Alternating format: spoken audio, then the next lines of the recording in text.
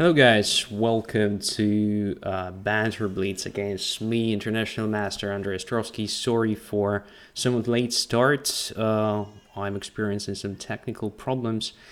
I hope you can still see me and hear me well. Just a quick hint on chat will be enough to make me feel much better. So I'm happy that you found some time this weekend to join the show. Cobra is here, Carl Nering is here, other guys as well. So a lot of people I haven't seen for ages. That is, yeah, pretty good. Let's go and see what we have in the sense of challenges. So I've noticed there was a guy I've never played before, Saxophone, so I'm going to accept that challenge first. Just as usual, I'm trying to play 3 to 4 games against people I've never played before prior to get into the normal order of challenges. So let's start. I'm playing with white pieces and e4, e5, knight f3. Let's see. Knight to c6, knight to f6, d6, or what? Let's have a look. So there is also a question from Saxophone. How good is International Master Andrey? Well, actually nowadays I think more appropriate question should be how bad Andrey today. How bad Andrey this time? Because my form is definitely very bad. Oh, the drunken lawyer is here as well. Amazing. Abdu is here. Great. Lots of good old friends. I'm really happy you're here, guys. So, exchanged variation of the real opus. Well, some people find it pretty boring. Well, it is, actually. But it's quite good for learning some chess fundamentals. For example, right now, what's going on? White no longer has both bishops on the board. So black has pair of bishops advantage. Is it the advantage already? It's hard to say. Everything depends on the type of the position we eventually get. So white is going to prevent black's bishops from, great activity here. And white has some sort of compensation because black's pawn structure is a bit damaged now. So c5. I can take g7 now. That was the point, so let's do it. And I missed something on chat, but it feels like Carl has a special day today, right? So happy birthday, I guess. Okay. So queen f6, my queen is hanging, but I can take this and then play e5. So never forget to check the idea behind your opponent's move. I mean, after queen d4, I didn't just recapture it, I also attacked g7. So you had to protect it somehow. Because as you can see, if you lose the g7 when your knight is still on g8, your rook is hanging, queen f6 is kind of only move, and then you lose not only the pawn, but the minor piece as well. And now it's basically winning for. I turned 70 on August 1st, says Carl. Well, happy birthday anyway. I mean, 70.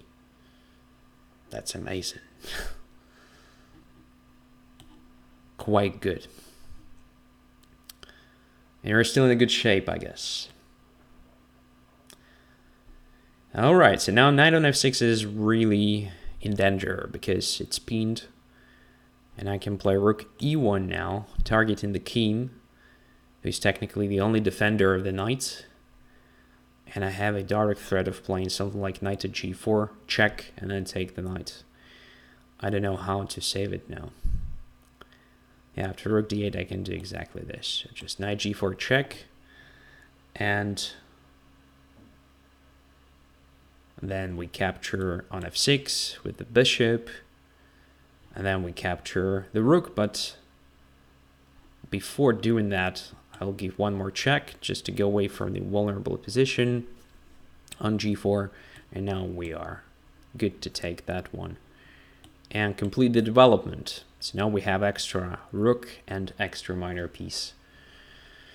f6. Okay, one more check I think will be good. Then captures the rook. And then what? So we have different options. So let's just step back with the knight, attacking the bishop and the pawn on c5. Now I will just take the bishop. It's a simple exchange. And it's good for white to exchange some pieces, because if you have extra material, of course, it's one of the most straightforward strategies, just to exchange as many pieces as possible.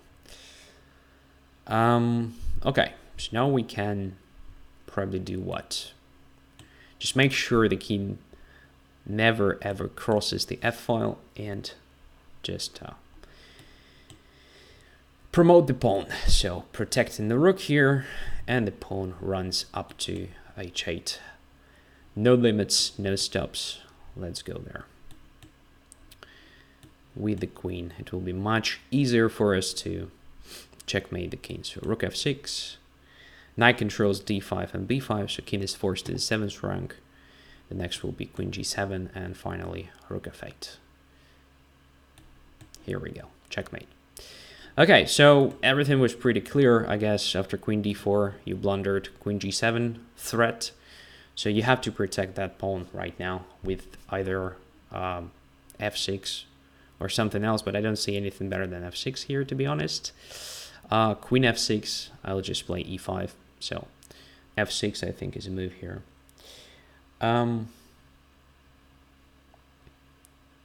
Chess on the computer and football on TV, can a Saturday afternoon be better? Yes, it can, the drunken lawyer, if you switch off the TV, I think. So let's go further. Let's have a look if we have somebody I've never played before. There is Aktiva Springer. So let's play with this guy, the next game. And I suppose, yeah, white pieces again. Good. Let's go. As the saxophone says, I hope I can play better next time. Sure, just never give up. Learn from each and every game of yours, and you'll be inevitably better. So French defense feels like it's been a while since I've played this last time. I don't remember the last time I played that. Knight goes to f6. Okay, let's just take it. And then put the bishop on g5. So continuing the development in a very simple way, like bishop to d3, queen to e2, castling alone maybe. Let's see if that works.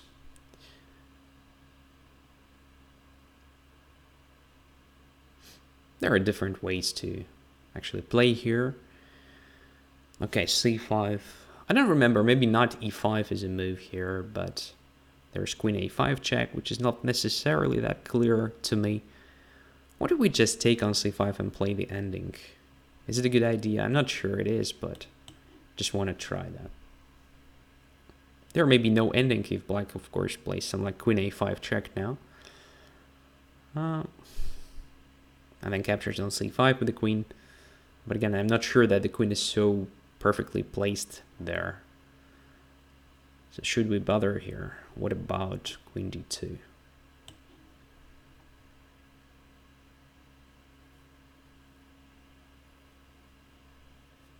So if queen takes on c5, I'm going to castle long.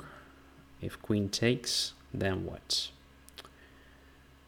My knight belongs to e5, I think, so taking with the knight on d2 would be not very logical. Taking with the king is a bit risky, I think, at the moment, because we still have a lot of pieces here. So the king may be a target. So I think taking with the bishop makes sense here.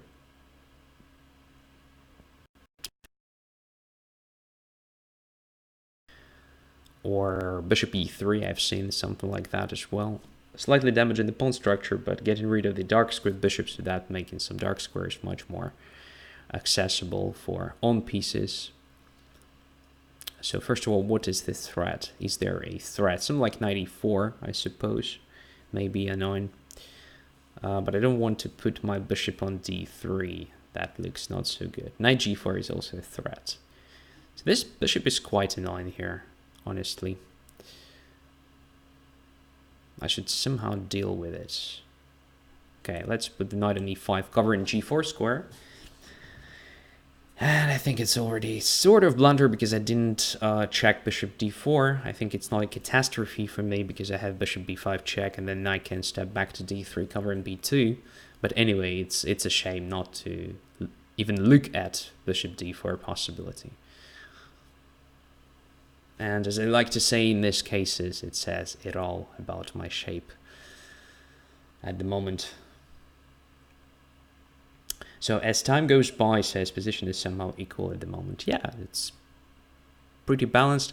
I still find it a bit more pleasant for me because of that light squared bishop, but black can probably easily change the situation in the nearest future. So, okay, let's try this one. So now my pawn structure is a bit awkward. But anyway, I think I'm fine here. So my next idea is to deal with this knight on e4 because it's really like super annoying. I wanted to play just bishop to d3, so let's try that.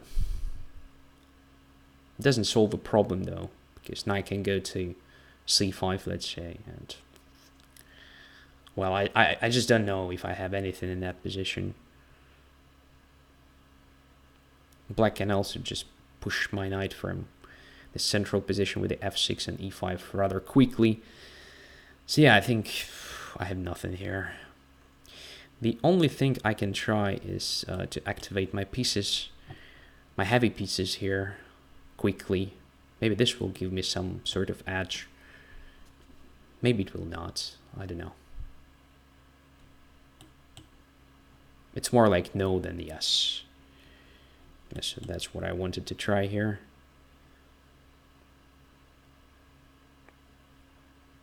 It's like rook d2, another rook to d1, quickly occupying the d file, trying to achieve something, but I don't see, actually, weaknesses in black's position. It feels like black is already slightly better. Okay, so we should improve our position gradually here, like putting pawns on dark squares since we have a light squared bishop. It's rule number 1 in same colored bishop endings. We have like 3 against 2 there, while black has 4 against 3. Well, I still hope that it will be not so easy for black to create a passer here, but I don't know. So now there is a possibility to capture all the rooks and take on e6, but then g2 drops. I suppose it's not so cool for me, so I'll just start with this move. But again, I think black is completely okay here. I would even prefer black here in this position, to be honest.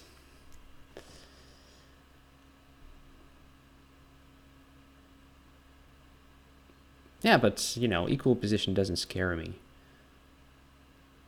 Yeah, it is equal, so what? Let's play an equal position. Right. So what about bishop d5? Bishop takes, rook d8, king d8. Is it a good ending for white, or it's nothing special? I don't really know.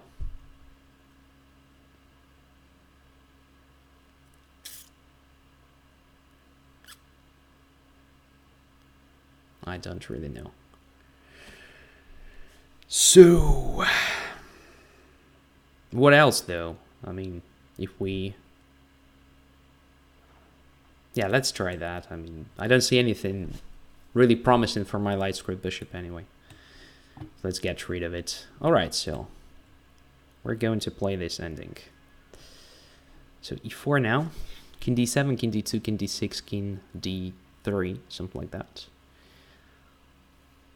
I think e4 should be played here. Might be wrong, of course, but...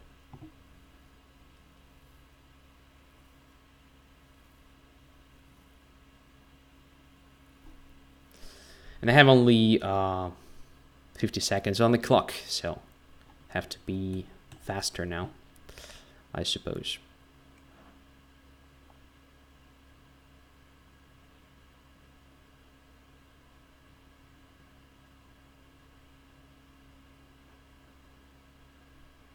Aha. All right.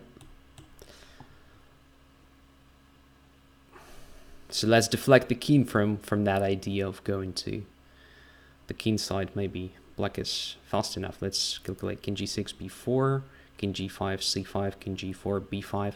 I think we should be fine there. At least I hope so. Should I play this h4 now? That's a good question. Or just focus entirely on that flank. We can at least make some extra moves here to protect the pawn, not to define the position right away, like this.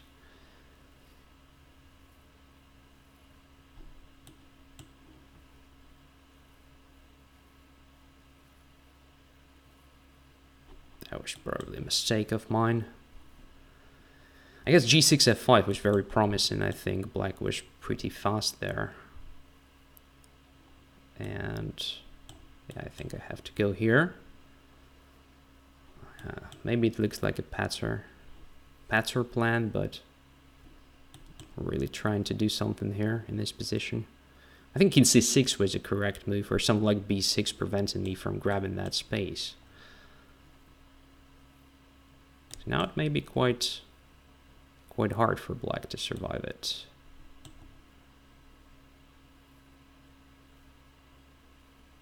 Yeah, but why am I playing this Patzer moves? I don't know.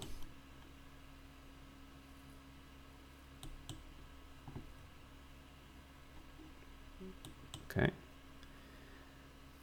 Let's repeat. All right, now I'm winning, I think. Yeah, I won, but I think that, well, that ending was absolutely unclear. I spotted several moments where black actually missed very promising continuations. Like here, for example, instead of king g6, I think it was possible just to play g6 and f5. I mean, a3 looks like... okay, just f5 takes, let's say, takes, I guess... Well, I can ignore it, right? So I'm not forced to play something like this, because after that, I think black is just fine. So before it takes king e5, so black is just in time, so I don't have nothing better than a draw, but I still have to make a draw here. And I'm not sure that I'm very good at it in this position, because if I play c5, there's king d5, let's say. What is the next move? I mean, I have to lose something now. Either the attack against e4, moving my king to e2, but then king c4 is possible. I think it wins. Or I play b5 and lose the pawn immediately. So I think it's pretty bad. It's pretty bad for white. So I guess the best option here is just to ignore that, to wait for black's action. But if I play b4, takes something like f4 is possible. I think. Maybe it's not. But yeah, it feels like black is in time here. So there is no risk for black, I believe. White may be at risk, but probably it should be just a draw if white doesn't do something stupid.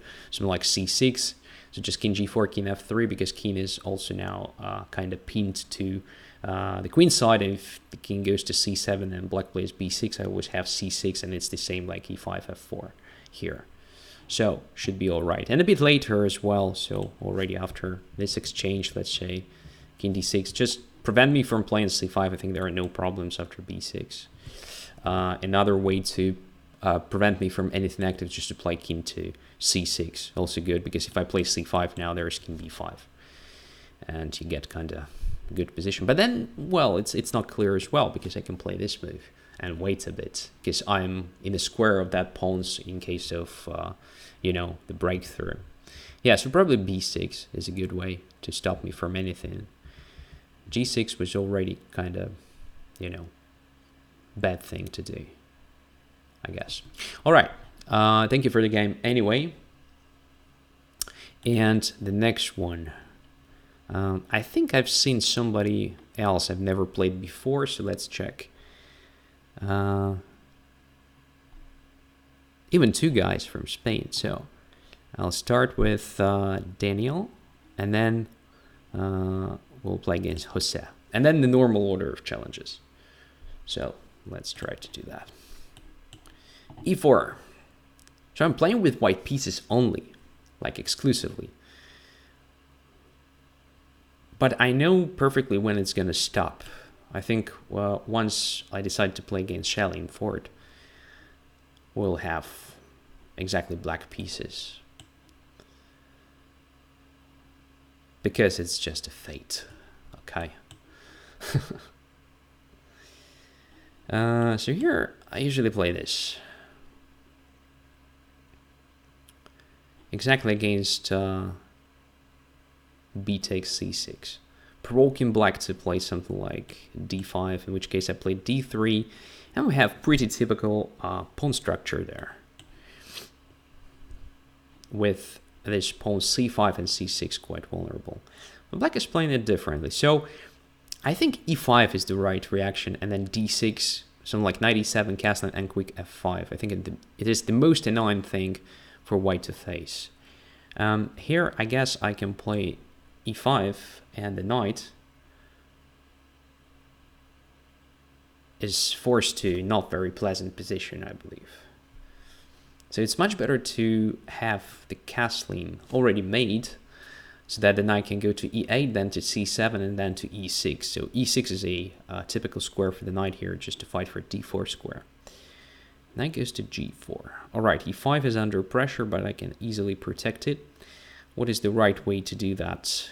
We can also play d4 here, cd4, queen d4, but this helps black, I guess, because black will no longer have this vulnerable pawn on c5, and my pawn e5 will be pinned, so d6 will be possible, protecting the knight and attacking e5 one more time. So instead I would play just rook to e1, and then if queen c7, there is queen e2. So everything is more or less under control here. And I want to play h3 at some point, just bringing that knight to h6. Maybe now is a good moment.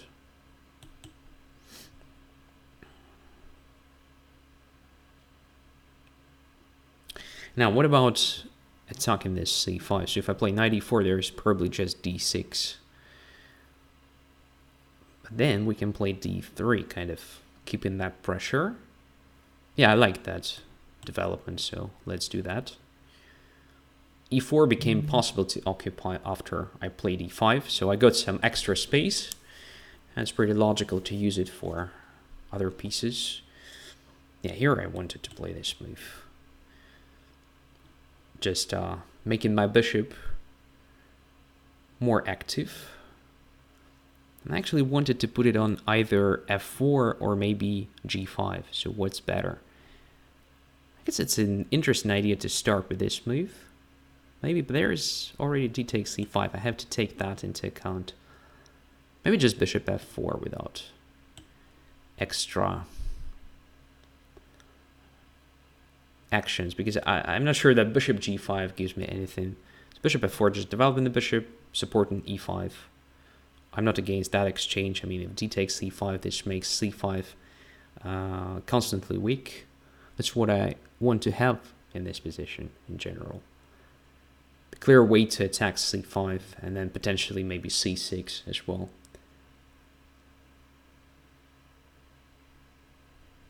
So there is a discussion about how complex are pawn endings. They are probably the most complicated endings, because in general, what is going on there? First of all, you have to calculate like a ton, all right? That's why in, for example, blitz games or rapid games, there are so many mistakes, because you don't have time to calculate, but that is exactly what you have to do when you play king and pawn ending. What's even more important is to calculate everything before you actually get the king and pawn ending, because the result is usually dependent on absolutely concrete things. So there is no kind of this typical strategy layer compared to other types of endings where you can make decisions based on just some strategic considerations. So you have to calculate. Okay, now I see the pawn on d6 is hanging, so I can probably just take it, right? Yeah, let's do it. I think queen b6 was a blunder. Maybe I'm missing something, but feels like just a free pawn to take.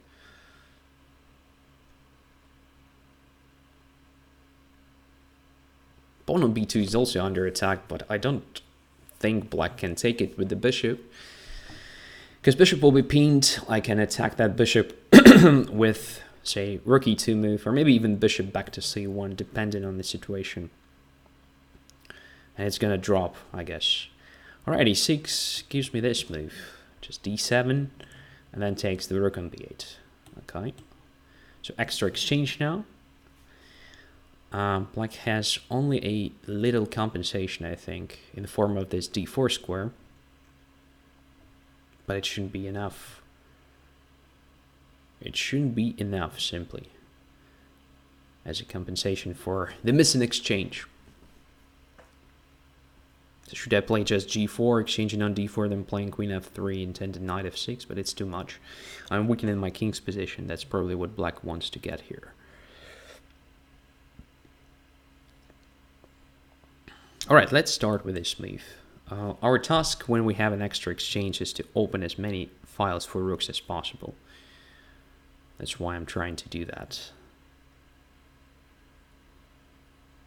So I can probably just play b4 and simplify everything, but I still think that the better plan is to attack c5. That's the weakness, at least. So let's try to simplify the things this way. Just exchanging queens, and if queen goes away from the board, c5 will be under pressure. Bishop f8 will be still possible, though. Or bishop d4. Alright, now I think nothing stops me from playing b4. Let's do it. Open in the b file. And let's simplify the things this way. Let's take that rook. Let's bring the queen to b4. Looks logical. Now my heavy pieces have some freedom to operate here. I have the access to c5. Well, the pawn is gone, but the square is still weak, so we can use it.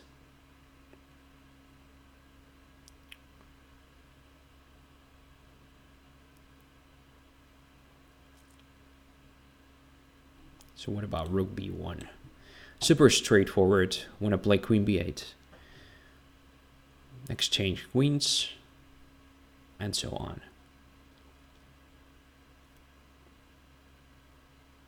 Maybe I shouldn't hurry up with that exchange, to be honest. Queen b7 is also good alternative. Attacking the queen and the pawn, kind of forcing the exchange, then bring the rook to b7 with the tempo. Yeah, I have some options here. I have a choice. It's a pleasant feeling. Okay, so now I think, yeah, this move looks more logical than queen b8, but queen b8 was also good. Just want to do the things with some tempo gaining. Queen b7, rook b7, where the bishop goes to the back rank, then rook goes to the back rank with the tempo again. If the bishop is on d7, I can play knight e5, and it is actually trapped. That's interesting. Oh, there was also knight f6 option, but my queen was under attack. Okay. So let's keep that in mind, that knight f6 is also kind of a threat now. If queen goes to d8, let's say, I can just take on d7 and play knight f6. Now the bishop cannot go to e8 because of knight f6. But c8 was also not a real help because of rook b8, and then what? Where to go? Bishop d7, knight f6 check, and takes on d7. Yeah, black's pieces are misplaced. So, I think your problems started after you blundered the pawn, but even before that, I don't think the knight f6 was very sound. Maybe it's possible to play that in this position, but I would personally try to do something like this move. Yeah, I know this closes the bishop. No problems with that, though, because you fight for the center. You prevent me from playing d4. Then you will play something like d6, knight e7, as I said during the game, and something like f5. That's your plan here. Just put the knight on e7, castle, play f5. And you have a pair of bishops, so you control light squares better than me. That's the thing here. All right, thanks for the game. The next one was Jose. I've noticed that we have not played yet. Yeah, accept that. And back to normal order of challenges. which means the game against Schellingford.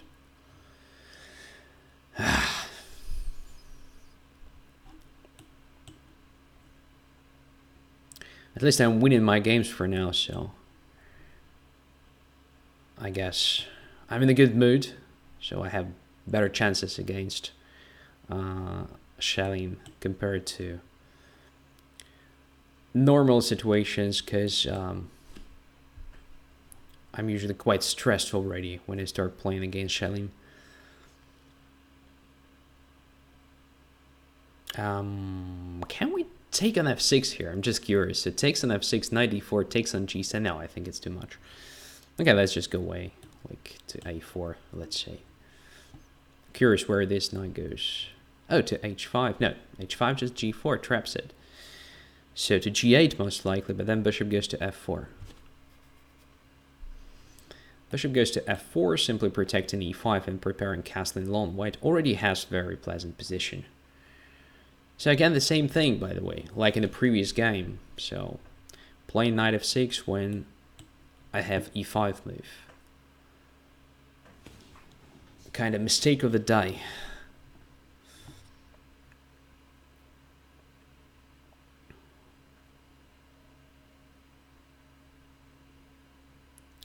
So can you still hear me and see me well? Just checking if there are any problems. So it feels like everything is more or less okay.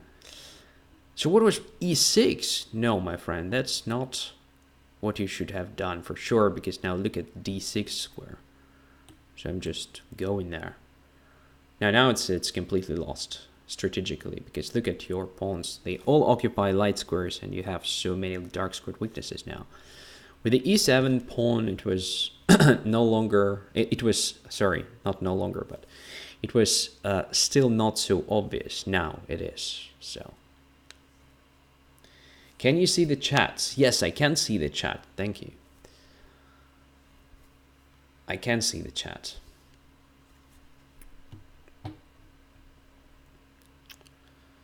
Knight goes to d6, let's say.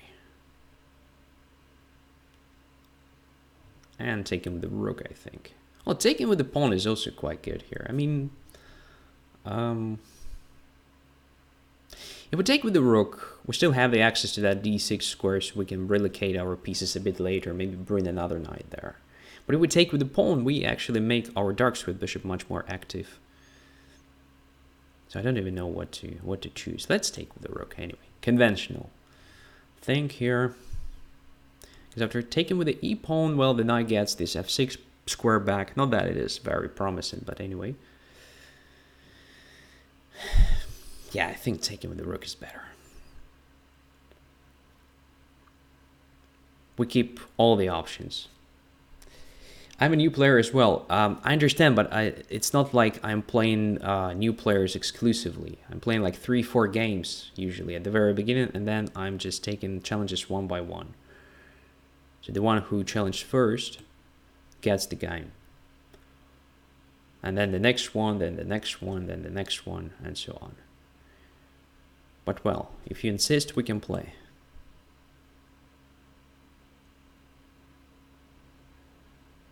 Rook to g8. Okay, so let's just play h4. If black at some point decides to play g5, I just capture and open the h file. Black is suffering here. Well, at least I want to believe black is suffering. I don't know, really. But I wouldn't be happy with such a position here, to be honest, as black. So now just h5? No, then g5. What's next? Bishop d3 then, and bishop h7, something like that. We can also start with g4, controlling f5 square. I mean, why not? If knight e5, then bishop e5. By the way, again, I didn't check that tactics. Queen h4 was interesting. Yeah, I probably missed that. You're right, Cobra. Queen h4 was probably much more straightforward and much more sound in that position. Immediately attacking h6. Yeah, good point. And the knight was pinned still on e7, I think. Yeah. Okay, let's just take this knight.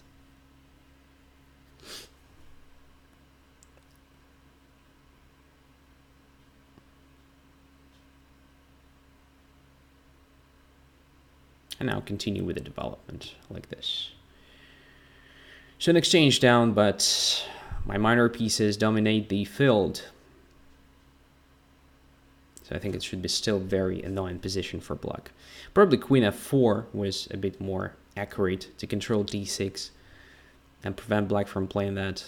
But I'm not sure that d6 is so great for black because position is being opened and the king is still in the center. So I may get some additional options simply because of that. So for example, what about just rook to e1 now? Intending e d6. Bishop there. Okay. So now I can try various things. So king is still in the center. I can try probably knight to d4, but I have to calculate b5. So knight d4, b5. I think I can just take with the bishop, right? A b5, queen a8. So b5 is not really possible. I think it's a good move. So let's exert further pressure on black's position. Okay, this way. That makes sense. Makes sense. It's not so simple, actually. I expected absolutely different type of position. Now, can I play something really aggressive like f4, f5? I think black is ready to play b5. That's the problem. Yeah, the game is getting interesting, actually. Maybe my sacrifice was not so good.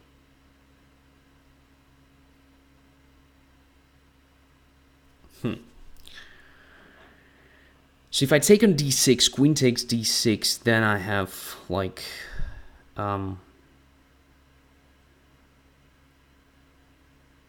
what do I have there? Not so sure.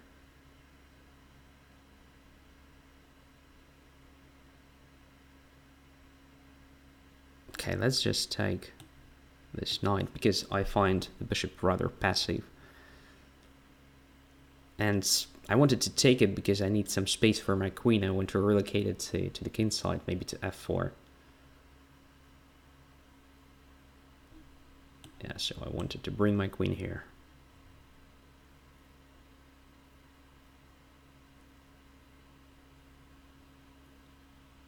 Black's position is annoying because dark squares are super weak, but there is no clarity still, so black is holding very well in this game.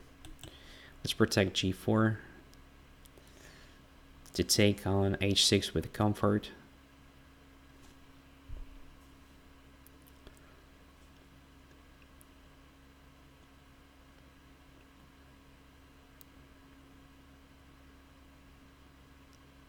All right, what's going on here? So let's take there.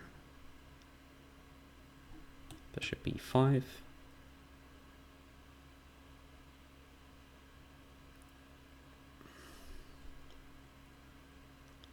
Bishop d4. Blockading d5 and preventing any sort of activity. And now we can take on h6. Okay, so now I'm pretty much comfortable with my position, but I don't have so much time on the clock. My opponent is also kind of suffering in this way. So let's try to go with the most straightforward plan. Probably it's a mistake. I should have protected c2 additionally. Yeah, because of this, for example. So let's do it right now. Rook c2 was a threat. And okay, h6. I think queen a1 is not that dangerous because of bishop b1. Fine with that. c3.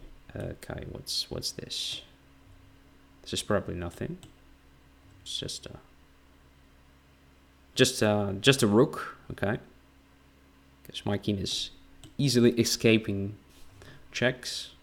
Now it's absolutely lost for black. Okay, so probably I played not that accurate moves here, at least, when black has created some threats to my c2. Most likely the accurate way to play that was some like king b1 first, and if something like that happens, okay, just c3 here, and I don't lose a2 even. and just play h5, h6, h7, and so on. So you have pair of bishops. This one on d4 is amazing. This is the key piece here, controlling the square of promotion of my h-pawn. And yeah, it's definitely not easy stuff for black to play. All right, but I think I missed something a bit earlier. Maybe taking on d6 with the pawn was actually the most straightforward and the best way to react there.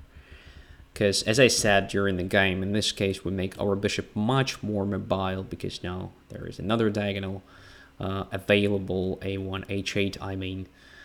So we can always think of like bishop d2, bishop c3 maneuver, which is going to be very annoying. If knight goes to f6, I mean, I have this bishop g5 idea, or maybe bishop to h6, preventing castling, then creating sort of bishop g7. So it's all about dark squares that were completely weakened after black's e6 move.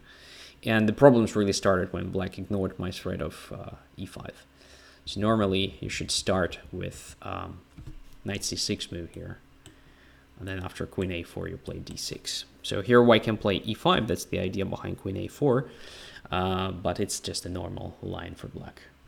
Okay, so John is the next. And then we get back to normal order of challenges. So let's find that challenge. Yeah, we haven't played before. That's true. Accept that game. Still white pieces. That's basically what we have today. I mean, it's normal stuff. I play series of games usually with pieces of the same color. I don't know what's wrong with randomizer here, but it's pretty typical story. All right, let's go bishop b5. So let's repeat exchange to Spanish. I mean, why not? All right, d4, still this line.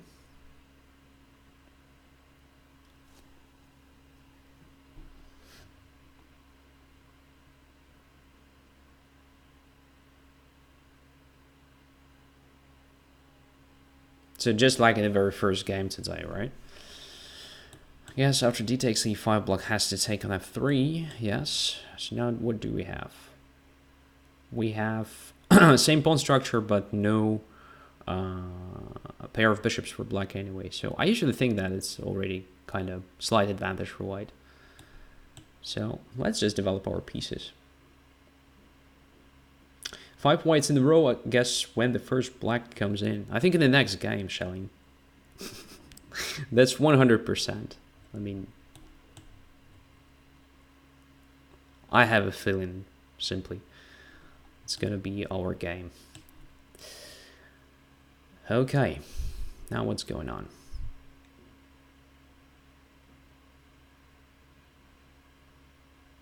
Why didn't I play knight f3? I'm so stupid. I mean, after knight f3, the bishop has no d4 square. Yeah, that was so simple stuff to do. My God. Knight f3, and, well, black has to protect the bishop with the knight in order to save the material.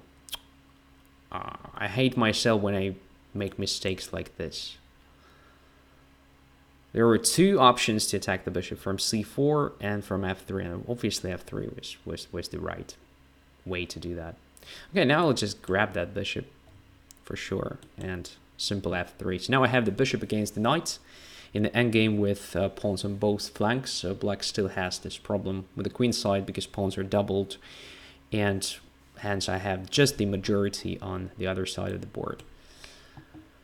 4 against 3, so it's a good idea for me just to simplify the things, I believe. All right. So should I take this knight? It's also interesting, but I want to keep my bishop on the board. I think it's a good one.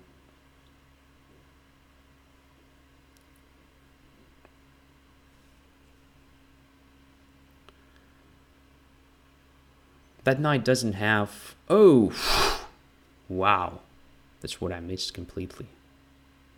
I mean, this is just a very bad game. I'm missing opponent's resources so heavily, like an idiot. I'm so sorry for that. Okay, now let's try to exchange that rook. It doesn't help because rook d8, d5, then g5. Yeah.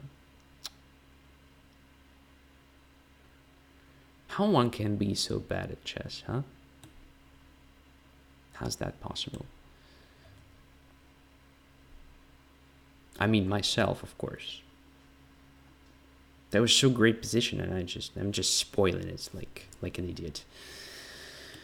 All right, I expected something like rook d1 maybe, maybe g5 immediately. G5 immediately was a great resource for black, I think, in that position.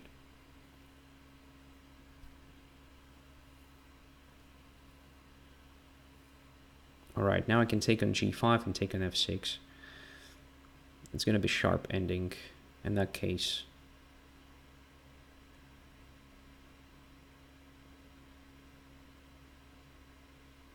Yeah, but okay, who cares? Let's do that.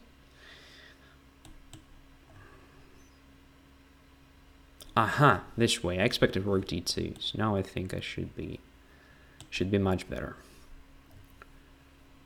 Just rook e7 is the right way to do that, right? Just to keep the king passive. Yeah.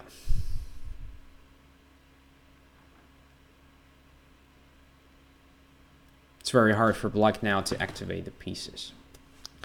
Yeah, the game full of mistakes from both sides. b5. Yeah, nice. Good. Looks good. I mean, b7, a6, b5, c6, but it doesn't make black's pawns any more useful, I guess. So what to do here? Maybe the most straightforward thing, like to prepare h4 here. Let's just go there first with the king to see if we can attack that pawn. I want to play king g4 like this. What's the defense now? Oh, no defense at all. King g5, rook g6. That's the idea, right? King f5, rook g2. Like f7 drops. But I can attack this with the rook as well. The second time. It's going to be enough to win the pawn. Rook e2 is also an interesting move. And then rook g6, king f5, kind of activating the king further, and so on. There are a lot of interesting options for white, to be honest, because white's pieces are much more active here. That's the point. What's going on here? Just this. Protecting the pawn. Okay, but I can play rook e6 if I'm not mistaken. Yes.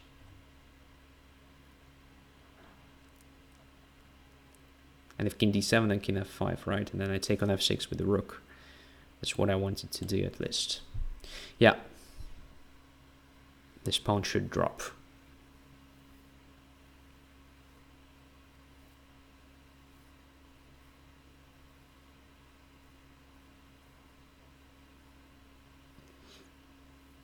I have to be careful about black's breakthrough on the queen side, though. So I have to do something to prevent that somehow. Can I just take here?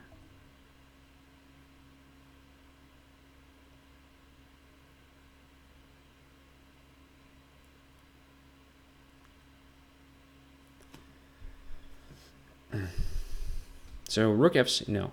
Let's forget about rook f6. It never happened. It never happened, so let's focus on something realistic. Let's just take another pawn.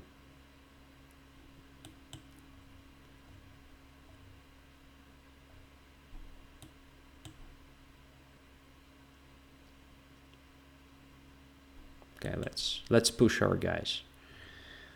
It's a good time.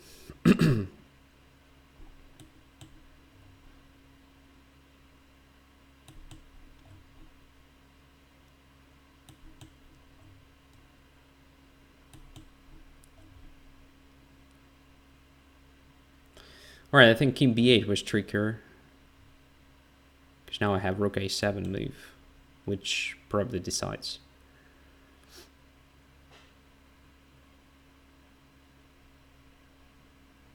H7 also deserved attention with the idea of rook g6, rook h6, but I guess if I have rook a7, I shouldn't do anything else, anything special. All right, so like this.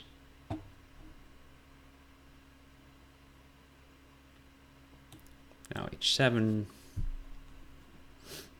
Now a2 is hanging and should drop just the next move, because rook cannot take it because of h8 queen, so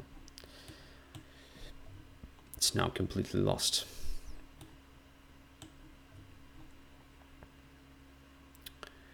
Don't see a checkmate, so let's take the rook.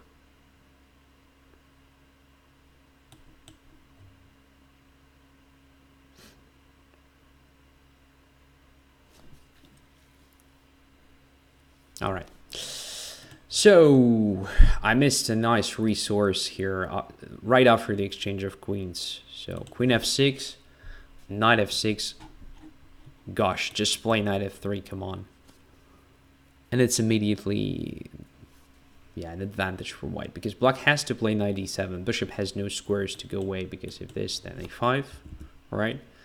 So it's going to be knight d7, and then I just take there, and I have same story like in the game. So bishop against the knight, 4 against 3, so clearly better for white.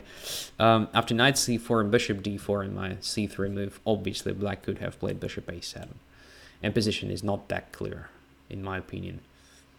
So white should be still a bit better here because of the pawn structure, pawn advantage on the king side, while black has this damaged pawn structure and no pair of bishops anymore. But it's a different story if compared to the same pawn structure with this bishop against the knight. All right. f4 and a5 winning the piece. No, f4 doesn't win a piece because after f4 there's bishop d4 check. Doesn't work. Okay. So exactly knight to f3. All right. For black, I think once I missed that rook d2 move, there was a great option. So let's get to that moment. Yeah, rook d2. I missed that move completely. And here after e5, immediate g5 deserves serious attention. I mean, if I take there and, for example, take there, it's a different story, right? Because the rook is still on the board, I think. So you have different options here. Like you can try rook d1 takes, rook f1, rook back to d2, and win that pawn instead of f6. And my king is still on g1. That's what I mean. Like check, takes, if I take, of course. Rook f1 is forced, and here, if I play rook f2, you just repeat moves. You're fine with that. b2 is handy now. I think it's much more important pawn than f6. But who knows? Here I have some tricks like this, of course. And if you take there, I go there. And take on f7. Well, maybe that is also bad for black. I don't know. Nevertheless, thanks for the game. And here we go to the normal order of challenges. And here is shelling for it. Accept. Oh gosh, there will be... No, still white. God, it's not gonna change today, I think. It's not gonna change, like, at all. Okay, let's play e5.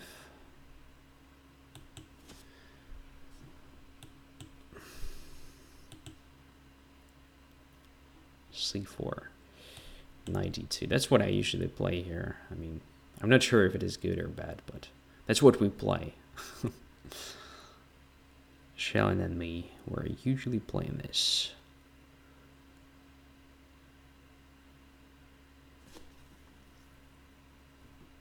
And I usually play something like this, I think. I'm not sure. For some reason, I'm choosing that move. I don't even know why.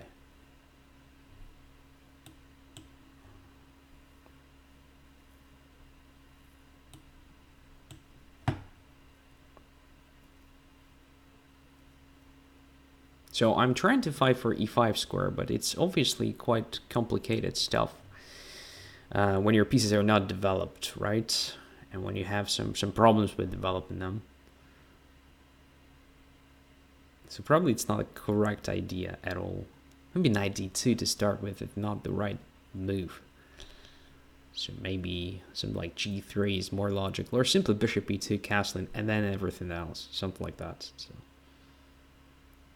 I don't know, because I used to play this e5 against French defense when I was a kid, and then I started playing absolutely different stuff. Now, what to do now? If we ever play knight f3, there's knight e4 jump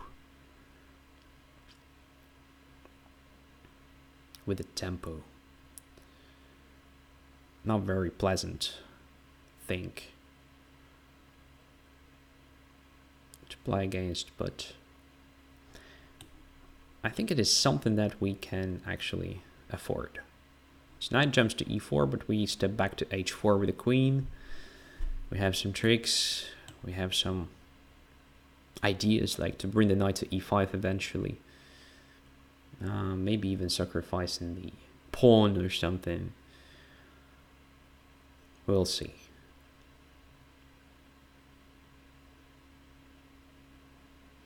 Okay, so c4 is protected. I don't have bishop c4 tactics anymore. Knight to g5 comes to mind. That may be bad because of bishop e7, so... Oh no, knight g5 attacks h7, obviously. Stupid, Andrey. So knight g5, I think, is a way to try to get rid of that knight. Let's try that.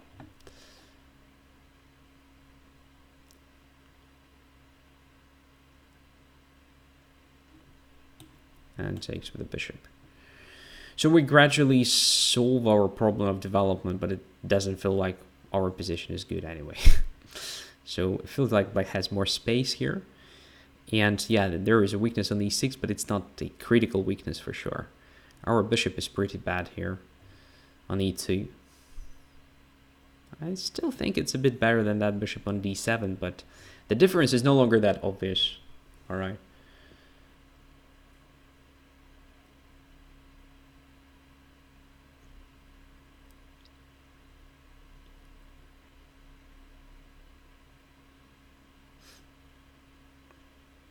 So let's see. Ideally, yeah, I wanted to exchange dark-squared bishops, but black decided to prevent me from doing that. Can I play bishop h5 now? Does it make sense to try to force something like g6? Yeah, I think so. Let's try it. So to weaken dark squares a bit more. And now I wanted to step back to d1 to bring the bishop to...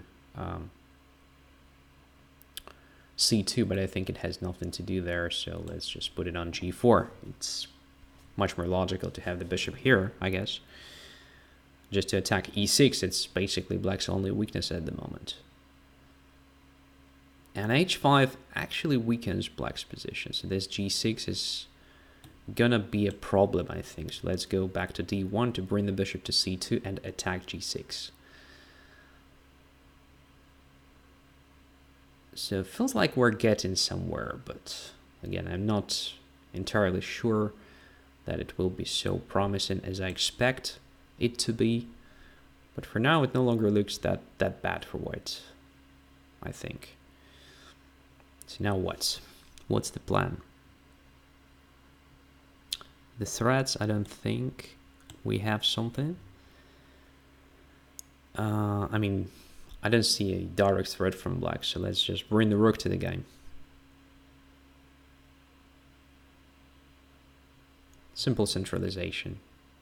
After b5, I don't have to worry about the b file, so let's focus entirely on the king side. So what's gonna be our plan? How are we going to get to g6?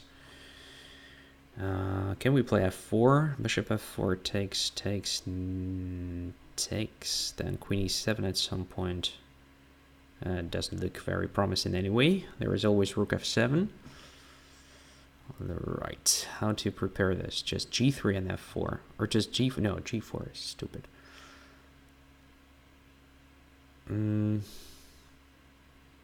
Hard to say. Want to play f4 actually. That's the idea.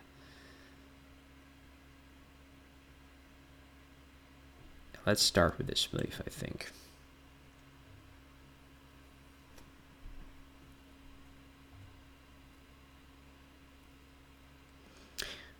Okay, so black is exchanging dark-squared bishops and tries to exchange queens. Well, that makes sense to me. That makes sense.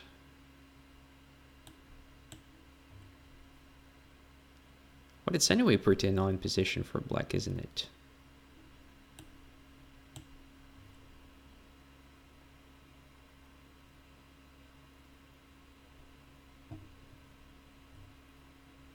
I think it should be pretty much one-sided, but I might be wrong.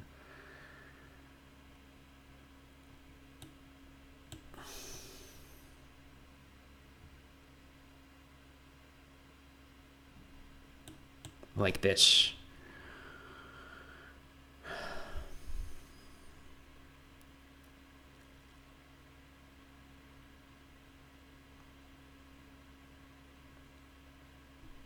$59, that's the problem, of course.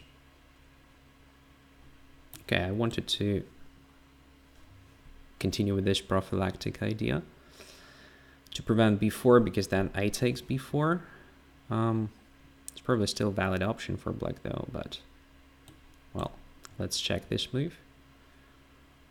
Bishop e8. Now we have some time to bring the king to the center, I suppose. Like this. All right. Let's just keep it here. Get back to e file.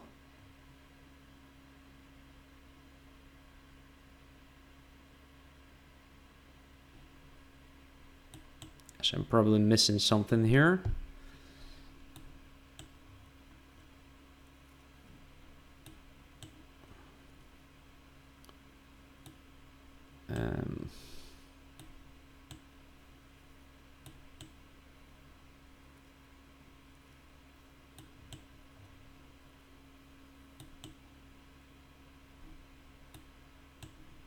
Yeah, I think it's fine for black now. I missed even bishop g6 move. That was, yeah, that was bad.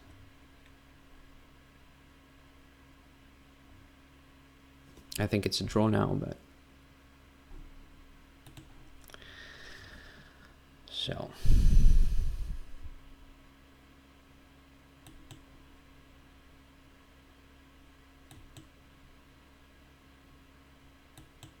Yeah, it's a draw now, absolutely. Yeah, accept the draw because it's a draw. All right, good fight, good fight. I have a feeling that I missed something at some point, because position already looked, well, a bit better for white. Well, after this h5 move and this maneuver of the bishop to c2, I felt like, well, I should be better. Maybe I missed something here immediately after b5. I don't know. So I had in mind something like, you know, moving my bishop away immediately from g5 to have this queen g5 move. But let's see, rook e3 looks also not so bad. So bishop f4, okay. Now, I didn't even consider something like rook h3 here. Maybe that was a way to go. There was also an interesting idea actually to play rook g3. Because if bishop takes g3 and h takes g3, I think I have good perspectives here with dark squared bishop still on the board, and yeah, there's amazing weaknesses of a dark color around the king now. So bishop f4, maybe bishop e5, something like that. Maybe just bishop e3 and then queen g5, trying to do the stuff like that. I don't say that black's position is really bad here, so not clear to me. That was just an idea I didn't really analyze. Right, bishop f4, queen takes f4. Maybe here I should have tried to keep my queens on the board, or at least to force the exchange on my conditions, like queen g3 takes, but it will it would just bring us to the same type of ending. Yeah, I probably played it not correctly. I don't know. All right. Maybe I overestimated this in general. Good fight. Thank you. The next is Rui, 1561. Accept.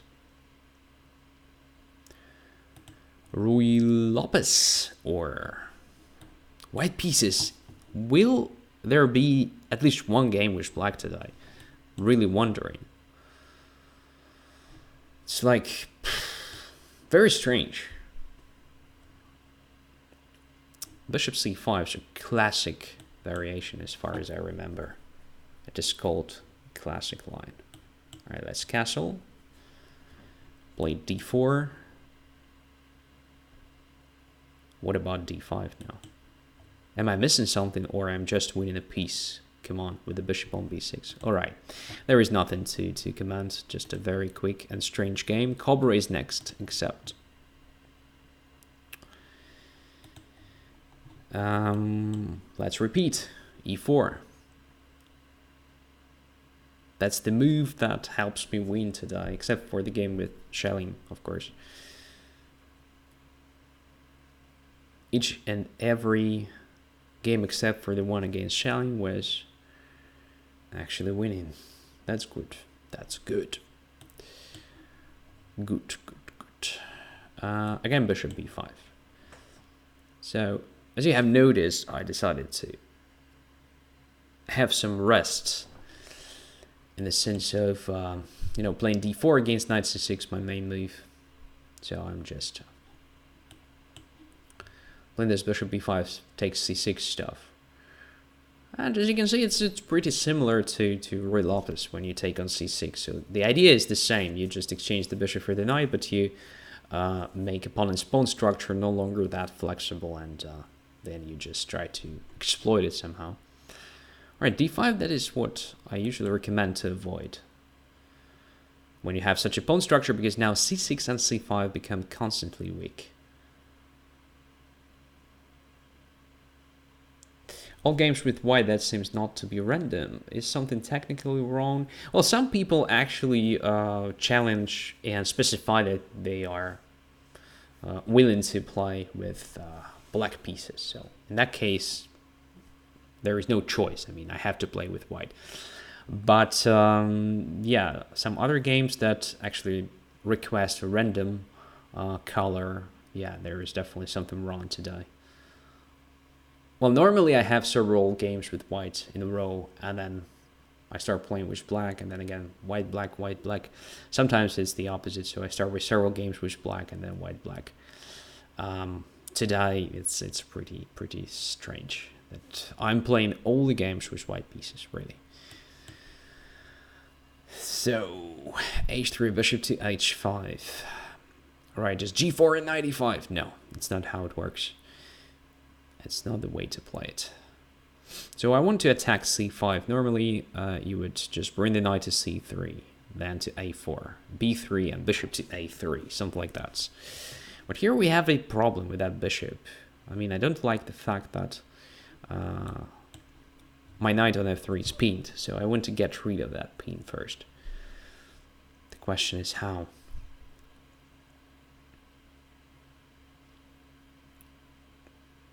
Something like this. Ugly, I know, but this queen may go to a5 a bit later to attack c5 pawn, so not necessarily that stupid. I mean, to make the knight f3 actually free, it's not the single idea behind queen e1. That's what I mean. And I would have preferred bishop d6 to control e5, because now I can put my knight there, I think. Knight e5 attacking c6, is it really dangerous for black though?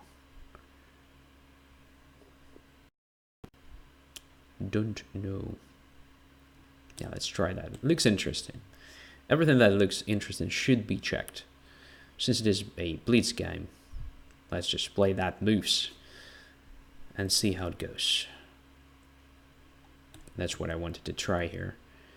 And if f6, then queen h4. Is it good or bad? I don't know. It's just interesting, that's it. Maybe I have nothing there. It's like f6, queen h4, say, what, g6. So what is next? That goes back to f3 or something. Oh. There is bishop e2. I'm actually blundering, so. That's already a bad sign, actually. So I have just blundered several ideas from my opponent. Okay, then let's just go back. I don't know. Playing really badly here because f6 is not so bad move for black, so bishop can go there and feel comfortable for some time.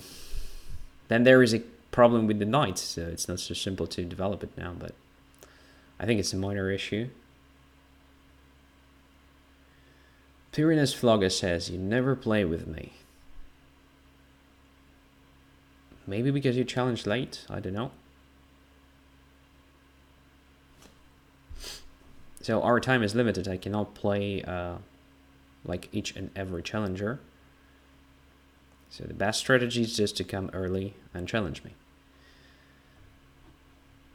That's what other people do. So ED5 maybe. I don't see anything better than that. Let's take that pawn. Opening the position slightly. But it doesn't give me anything anyway. Well, maybe just the c5 in case black takes with the e-pawn. I can do something with the c5. I can play, let's say, knight e4 attacking the queen. Then queen goes away somewhere to c7, let's say.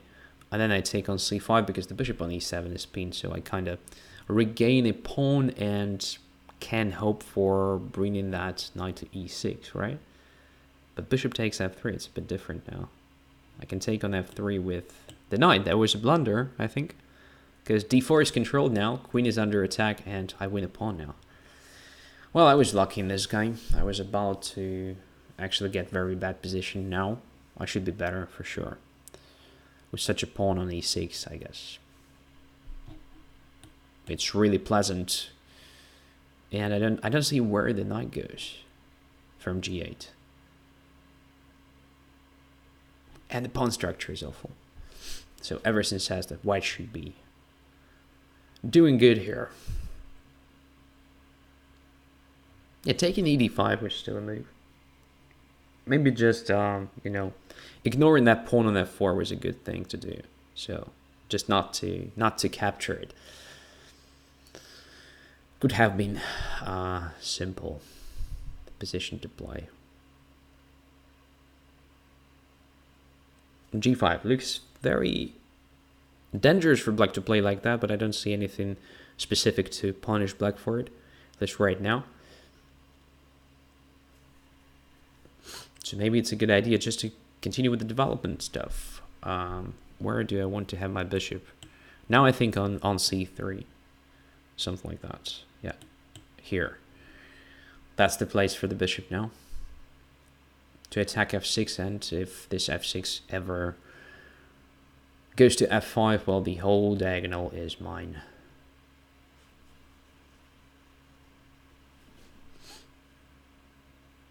Black plays some smart moves, by the way, so g4 is on the table now. Should I be worried? I don't know. Let's just go with the knight to d2. Maybe to bring it to c4, maybe to e4. e4 looks massive, and then just takes f6, something like that. f6 is already hanging, actually. No, it's not. If I take on f4, f6 right now, bishop f6, rook f6, queen d4, but then I go back to d2. Rook is kind of passive there. Well, maybe technically it is heading, yeah. But playing knight e4 and then taking with the knight looks much better than taking it with the bishop. Again, keeping the bishop on the board. Keeping the bishop on the board. f5. So it does stop me from playing knight e4, but it doesn't stop me from playing knight to c4. Another square for my knight available from d2. b6 is a weakness. It's a weakness for black, so queen d5, just knight b6. Here we go. But playing something like queen c7 was also quite sad, I must admit. So black's position is quite bad here. in any case. Now I guess we have to play this move because it's always a big pleasure to centralize your queen. Okay, let's centralize the rook as well. Let's bring all our pieces to active positions. Okay, let's take that. And take on f5, I suppose. The knight is hanging and queen f7 is a threat as well as queen h5, so queen h7 is here as well, yeah. But I have to be careful because I can actually blunder the checkmate on h2, but fortunately, we're first to checkmate our opponent. All right. So what was wrong in this game? I mean, d5 is okay, but as I said before, I don't think it's the right way to play this. It's much better to play g6, d6, e5, and so on. So this is much more flexible way to do that because you don't have to think of the weakness of your pawns. Your pawns are fine there, even though they're doubled, all right? And a bit later, I think after I played this f4, you played f6. So initially I wanted to bring my queen to h4. That was the idea. If bishop g6, I just take it, and rook on h8 is hanging. If bishop f7, okay, I also take it, and I think it's good for white. But bishop e2, that's what I missed. My knight is hanging as well as the rook. The problem is the knight is hanging with the tempo. So like if rook f2, then f takes c5, attacking my queen, and h5 is still controlled by the bishop. That was a problem. That's why I had to go back simply. Now maybe taking on f4 was a mistake. Maybe something modest like bishop f7 was a way to go. So you control the center in a good way here. I don't see anything like straightforward here. I would have probably continued with something like c4 fixing the weakness on c5. But now f4 is hanging, right? So first I have to think of how to protect that one. Maybe something like e5. Yeah. But then your knight can have this square, because I don't think that g4 is very sound here. It may be, though. But the idea is that I want to play c4, knight b3, then attack the pawn on c5. Maybe exploit the a5 as well. So it's a very, you know, a long positional fight here. So black also has chances. So it's pretty playable. But okay, queen f4 doesn't look that bad actually. So bishop f3 was a real mistake. So e5 was still possible. Like if I play queen e6, you come back with the queen to d6. What I wanted to play during the game was knight to e4, attacking the queen and controlling d6. That's important, I think, if I want to get that pawn on c5. So queen has to go somewhere, let's say to c7, and then I take on c5, bishop is pinned. And if you pin my knight with like queen to a7 or queen b6, I think I can just play d4. So that's what I wanted to get. And this looks like a good position for white, to be honest. But it's probably not that bad for black if compared to what happened in the game. That's what I mean. Anyway, thank you for the game. The next one is against ChessNoBingo. Accept. And it's probably gonna be the last for today. Probably. I don't know. Maybe one more after this one. We'll see. If I lose, there will be one more for sure. If I win, I don't know yet. So that's what I play normally. That's why I play f3, just to have c4, and then knight to c3. Here we are, doing our stuff. So queen d2. Now, controlling h6. I think black should have tried something like h6. And now let's go for attack. Is it possible to play, you know, this aggressive? I'm not sure, but we always have to be careful about counter sacrifice on g4 or something. I think in this moment it's fine. So let's just continue.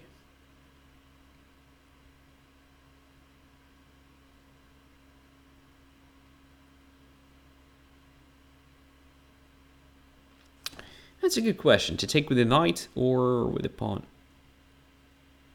Taking with the knight looks very, very attractive. So I can't stand, so let's take this way. Also, it's pretty risky to play like this. I mean, I still have to develop like the whole army. But I guess I already have some threats, so black should be careful.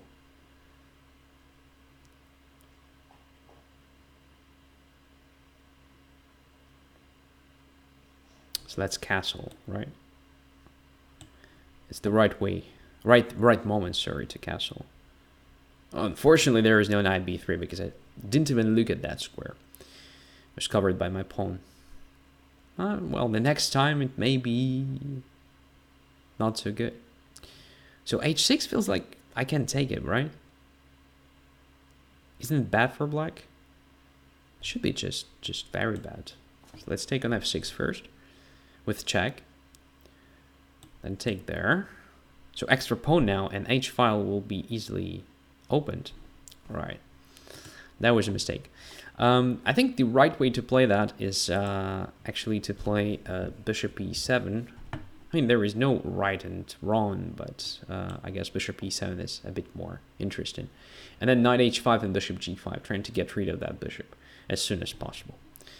Okay, Adrian 4 asks for a game. Let's have a look if we have that challenge. I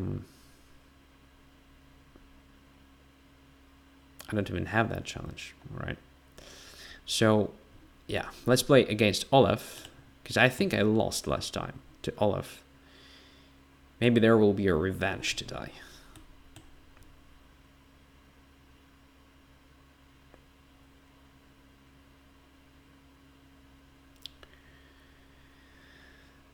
c6. Okay, so what to play against this, huh? Let's play that. And f3. Here we go. I'm a bit tired of this e5, c5, to be honest. Oh, it's okay, but I mean, I want to play something more dynamic today against Caro-Kann at least. Okay, so bishop g5 or knight e5 or something like castling, I think is just good enough. So let's bring our pieces to attack. How?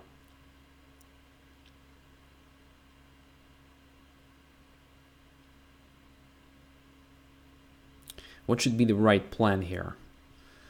I'm not an expert in this gambit, but let's put the knight on e5. It doesn't look bad, at least.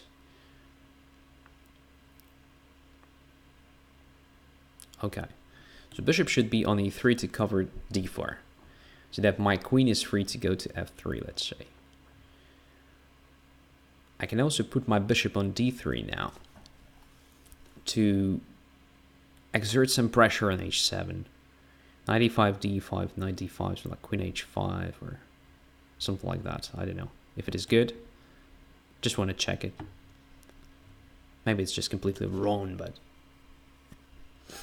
I see some perspectives, so why not to try?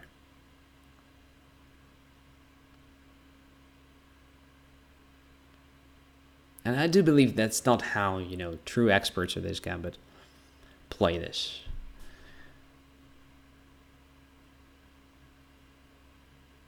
It's probably just one of the first times I play something like this. It looks like normal Caro-Kann. Well, not really, because the bishop is behind the pawns. The bishop should be somewhere in f5 or g4 to compare it to Caro-Kann. But the pawn structure, I mean, very similar. The only difference is that I'm pawn down. That's the thing.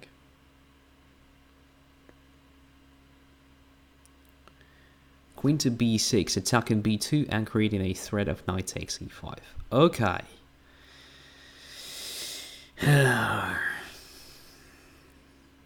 So knight on e5 is definitely heading now. So let's just step back for one move. I hope it will be just one move. Attacking the queen just like in Scandinavian. Another interesting example to compare it to. If we talk about the pawn structure,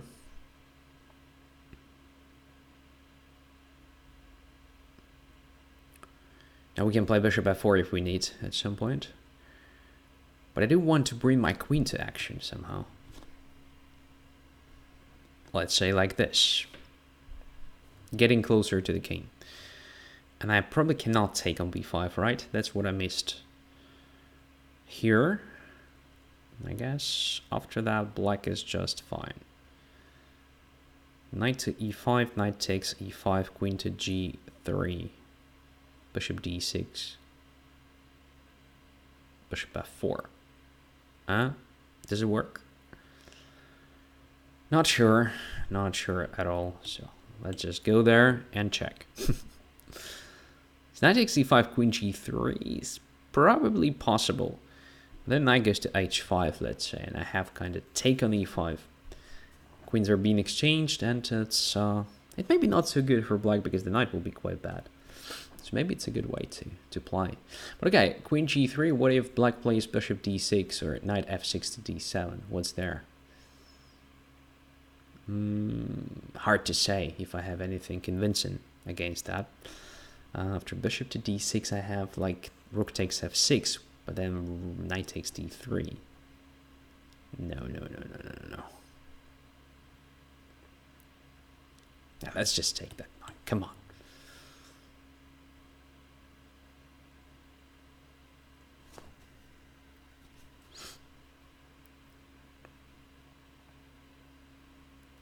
And after queen takes e5, no, queen e5 was not played. That's good news, actually. So I expect a queen e5, rook e1, 2 pawns down, but some initiative, because we're better developed. But now, everything is almost the same, but for just 1 pawn, I guess. How to react to that correctly? Takes on d5 looks more or less forced anyway. Because I don't want to spend even a single move to just go away with my bishop. I think it's important to have that bishop on the board. It's additional resource in attack, if there is an attack. Without that bishop, I think there is no attack whatsoever. Now, how to attack h7 correctly? Again, queen h5, just g6, right? Nothing specific. e5 is under pressure. e5 should be somehow protected here. Let's start with a bishop f4 move then. There's some prophylaxis like king h1, rook e1, maybe if it's needed. And now we have to start attacking something in black's camp. Otherwise, we're just a pawn down. Right? Right. Very bad feeling, actually, about this position in general. So let's bring the rook to action. I think the attack will go like through the third rank. So I'm trying to prepare everything carefully. So black is not against me to take on b5. That's bad. So I want to keep my bishop here on this diagonal. That's white c3 to prevent c4. It feels like I'm just a pawn down. I mean, I have some ideas on the king side, but they're just ideas. They're not like something really tangible. Doesn't feel like that, at least. So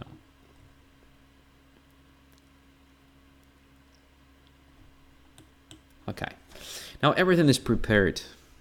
Let's see what we can do.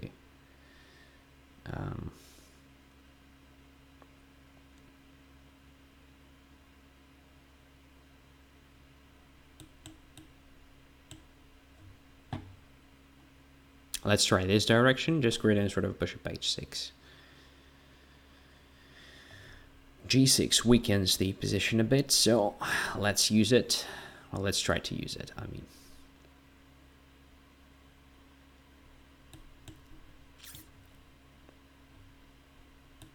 Now we have h-file and dark squares.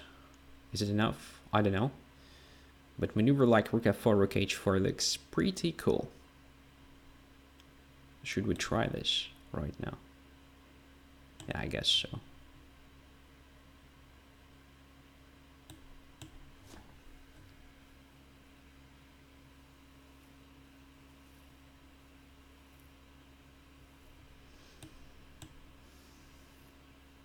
Yeah, black is doing very well here.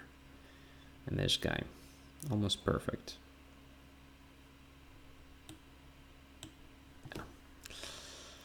Don't see anything in my position at all. Maybe queen g5 was much more interesting for black to try, instead of playing king g7, to be honest.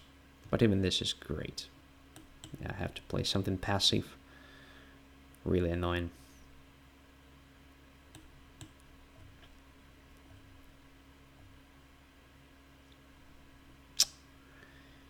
Is there anything? I don't see anything. Yeah, great. Like he's gonna win, I suppose.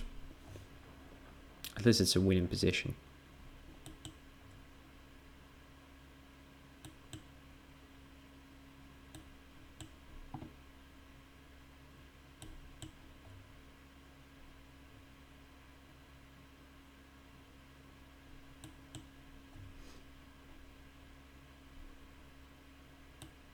There was bishop f5 winning the game instantly, I think.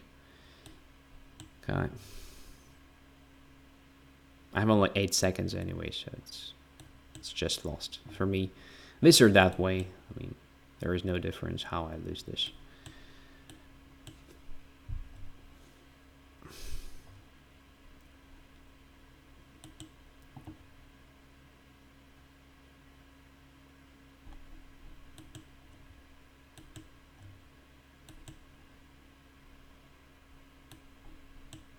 Okay. Well, another game lost to Olive. Congratulations. So it was, yeah, my choice to play that position, and I actually played that not the right way. So bishop d3 is just, yikes. So instead of doing that, of course, immediate queen f3 was much more interesting to try, I think. Nevertheless, so you just sacrifice a pawn, you either have the compensation or you don't, and everything depends on your actually ability to bring your pieces to right squares quickly. Otherwise, black just gets normal development and plays normal chess. All right. Yeah, I think it's enough for today. Not because I lost, you know me. I'm actually used to losing games from time to time during Banter Blitz shows, but because, yeah, I think we have seen everything, and I hope that you have also learned something new, because that's my primary goal, actually. So as you may notice, I spend a lot of time to actually explain the things, because I think the more you understand, the better players you are. All right. Wish you a great weekend and hope to see you soon. Bye-bye.